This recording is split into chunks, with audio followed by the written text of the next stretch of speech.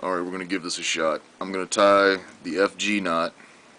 I have braid here, 30-pound braid, and right here I have a mono leader that I'm going to attach to it, and I've used a green Sharpie to make it stand out a little bit better instead of, as you can see, it's regular mono. Now the way I do this knot, the braid would be going to your fishing pole, so the fishing pole would be that way. And most people will just let the pole kind of lean over so that it keeps tension on the braid to help you tie the knot. And I always stick the other end of the braid in my teeth when I'm tying it, but we're going to do this without doing any of that. I take the mono leader, stick it underneath the braid, so this would be going to my teeth, so this is as if you're doing it. This is what you're going to see. So I've got the mono leader right here, which I've colored green, and I've got the braid, 30-pound braid, 12-pound mono leader. I'm going to do 25 reps. And I'm going to start by pinching it here, kind of like making a cross or an X or whatever. I'm going to start towards the pole, and I'm going to wrap underneath this mono and back over. And then I'm going to pull it tight. And what you're doing is you're just putting a little loop into it, and you're going to pinch that with your finger, which this probably isn't going to be the greatest knot ever because I don't have the proper tension and I'm kind of looking through the camera here to tie it. So that's one. Now I'm going to come from this side that would be going to my teeth, and I'm going to go underneath that mono leader. And I'm going to come back over, pull it tight, and then you just alternate, keep on going. This will be number 3. Once again, go under the mono from the rod. So that's 3. Pull it tight, keep it pinched. Then I'm going to come and do number 4. You're just going to start working it down, keeping it pinched.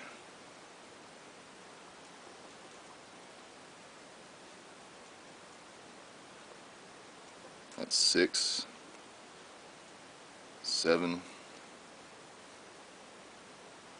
8,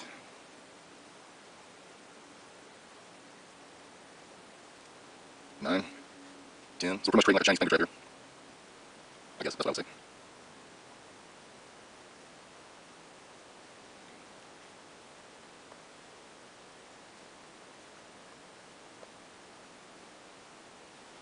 I might just go to 19 just for real time's sake here.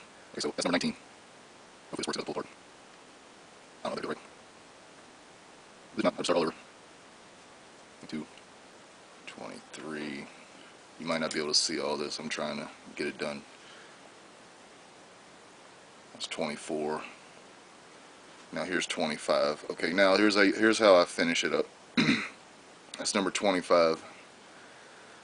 Now this right here is the leader. This is the tag end, and this is the braid. Don't let the green confuse you because I just used a Sharpie. So now that the knot's over, I'm going to take the mono leader, and this is the braid going to the rod. I'm going to put them together.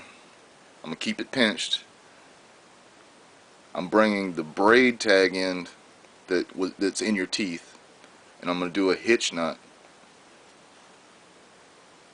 over both the leader and the braid.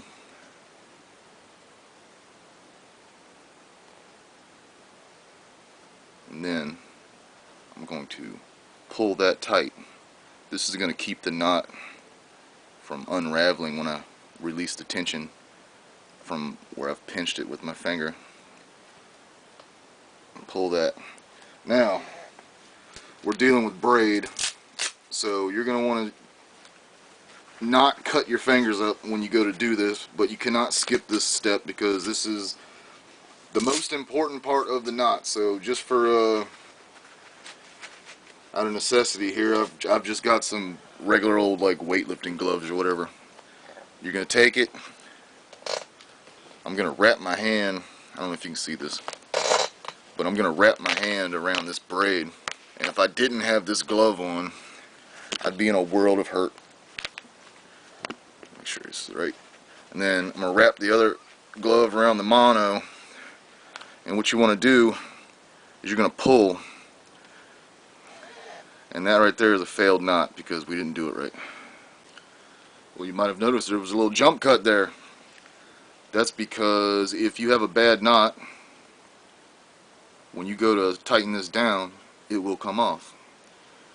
If it's strong and it holds, then it ain't going nowhere. So now let's do this again. I'm going to wrap this side of the mono around my glove, or the braid I mean, and then I'm going to do the mono over here. And now you want to pull that, and I mean pull it good. The whole thing is, this is where if it's going to fail, you want it to fail, not out on the water. And if it pulls apart, then you know it wasn't tied right. And you want to pull it as tight as you can, and the knot will actually change color if you put a good stress on it. Hopefully you can see that, which I'm sure you can't, but just trust me on that. Alright. So now I've got the knot. It didn't pull apart, so I know it's going to work. Now, we did that half hitch to seal it. Now we just pulled it. If you do not do the pull part, then you're doomed. That's the most important part of the knot. Alright, now once again the Sharpie colored tag end here. I'm going to go ahead and I'm going to cut that,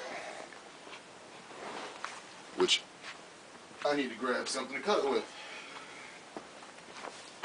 Alright. And what I do is I cut it as close to the braid as I possibly can without nicking it. So I mean, literally as close as I could get it. Alright, now we're going to go back and we're going to finish this knot now. Now the way that I do it, when I did the first half hitch, I went, remember this is the braid that's going to the fishing pole. The way I did the first half hitch was I went under, over, and through. I like to alternate. So the first one I went under and through. Now I'm going to go over and come back up and do a half hitch. It's just the way I do it.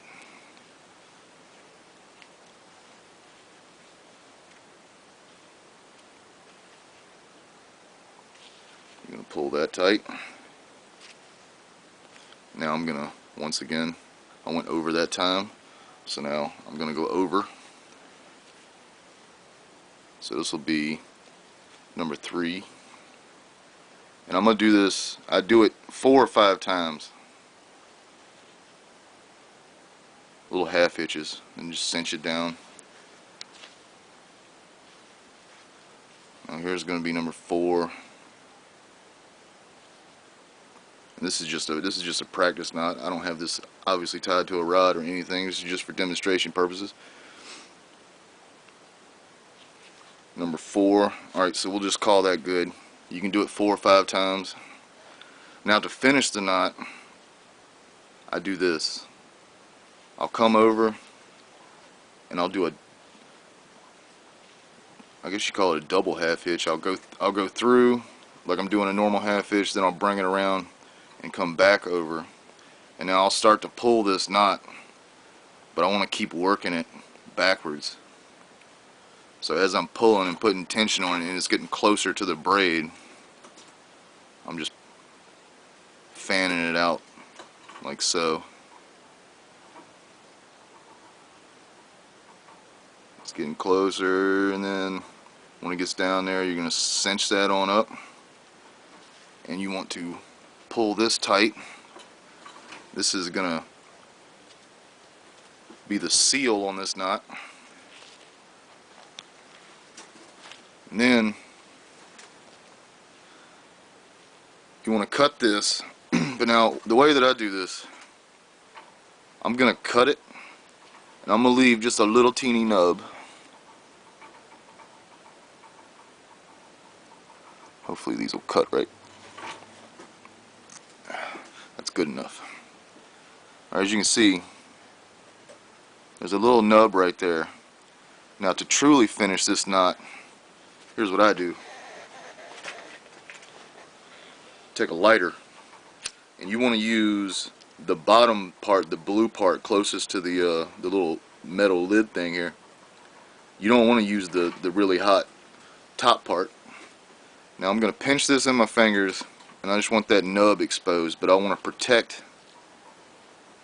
the FG knot that we just made with my finger, like that. So now I'm going to touch it to the flame, and I don't know if you can see this. It's probably going to be a glare. It's going to start slowly walking back towards that knot until it gets all the way down to where my finger is. And then I'm just going to roll that and seal it at like so.